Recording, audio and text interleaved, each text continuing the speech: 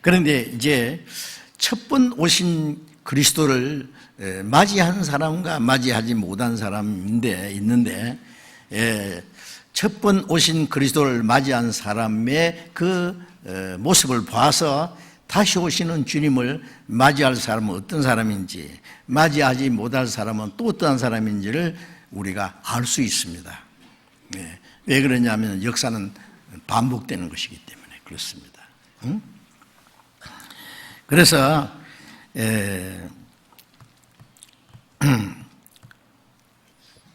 예수님의 재림에 대해서 구약에 또 많이 예언되어 있는데, 시편 2장 6절에 보면은 다시 기록하기를, 하나님께서 말씀하시기를 나의 왕을 내 거룩한 산 시온에 세웠다. 다윗 왕은 주변에 있는 나라를 다 정복하고 통일 왕국을 이룬 이스라엘의 가장 위대한 왕이었죠. 그 다윗 왕은 장차 오시는 왕으로 오실 그리스도의 모형이었습니다.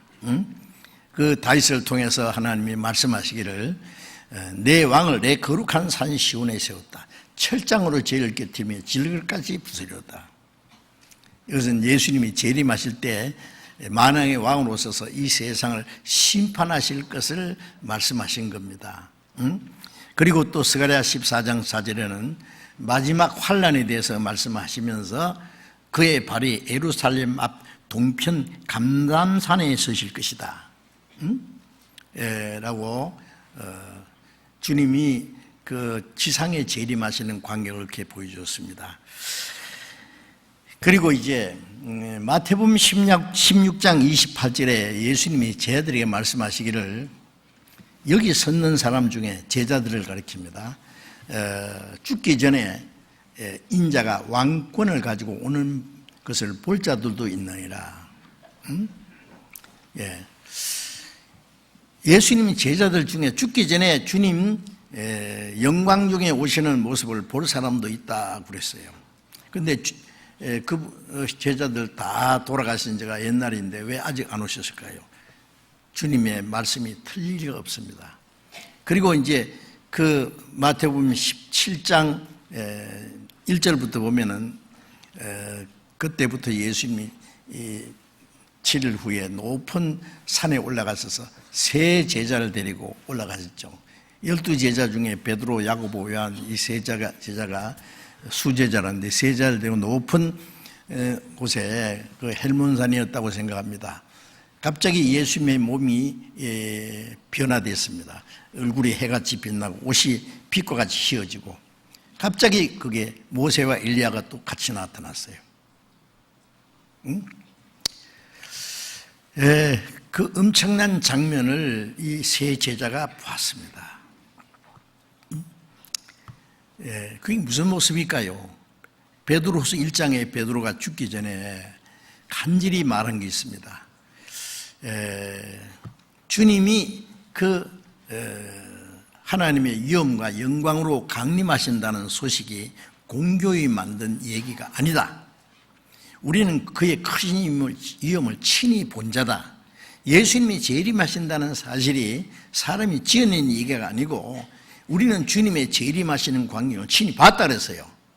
아니, 오시지 않는 그 주님을 언제 봤단 말입니까? 응?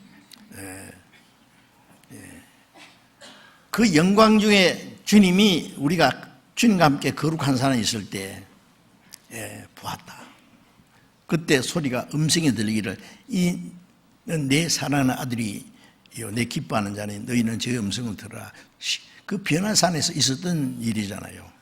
예수님이 그 높은 산에서 변화된 그 모습이 예수님이 재림하시는 광경이었습니다. 그리고 그게 모세와 엘리야가 나타난 것은, 모세와 엘리야는 구약시대의 대표입니다. 모세는 율법의 대표고 엘리야는 선지자의 대표고, 모세는 이스라엘 백성들을 거기서 인도해서 가나안 땅으로 인도하면서 가나안 땅에 들어가지 못하고 죽은 사람, 이 사람은 구원받고 천국을 향해서 바라보고 죽어서 주님 앞에 간 사람, 엘리야는 하나님과 함께 동행하다가 산채로 들려 올라간 사람.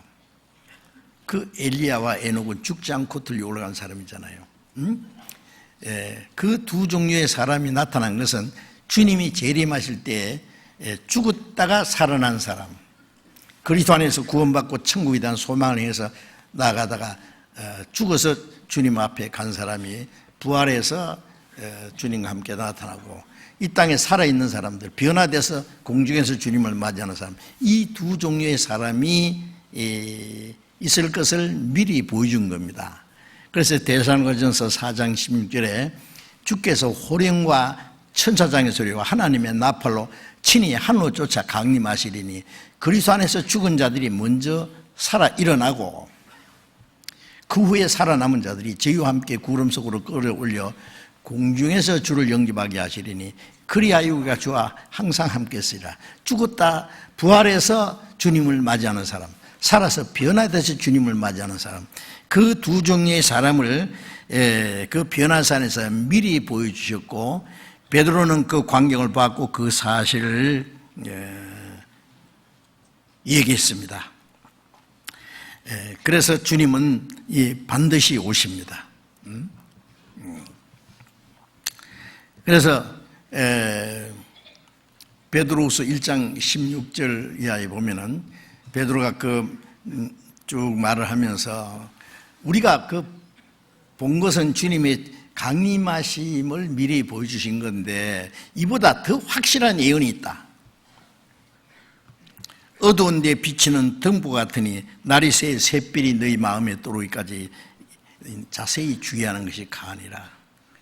주님이 재림하실 일에 대해서 성경에 확실한 예언이 많이 있습니다. 그래서 주님이 오실 때 어떤 일이 있을까? 데살로니가후서 1장 7절부터 10절의 내용을 보면은 그가 하늘에서부터 불꽃 중에 나타나시리니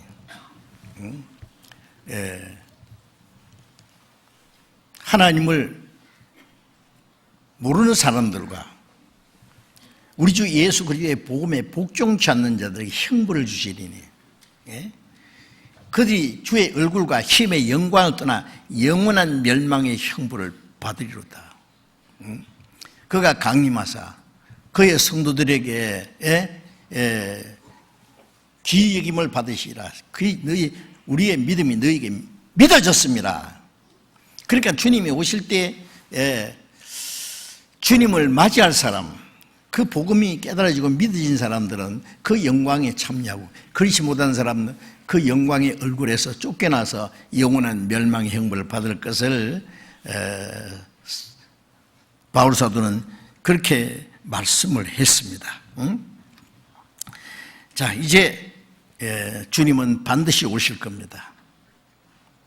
히브리서 9장 28절에 보면은 그가 우리 죄를 속하기 위해서 단번에 들이신 바 되셨고 구원에 이르게 하기 위하여 자기를 바라는 자들에게 죄와 상관없이 두 번째 나타나시리라. 첫 번 오신 예수님은 죄를 담당하시려고 죽으러 오셨고, 그리고 복음이 온 세계에 전파된 후에 두 번째 나타나실 때는 구원에 이르게 하기 위하여, 구원은 첫 번 오신 예수님 우리 죄를 사해 주신 건 영혼 구원이고, 다시 오신 예수님이 우리에게 주시는 구원은 우리의 몸의 구원입니다.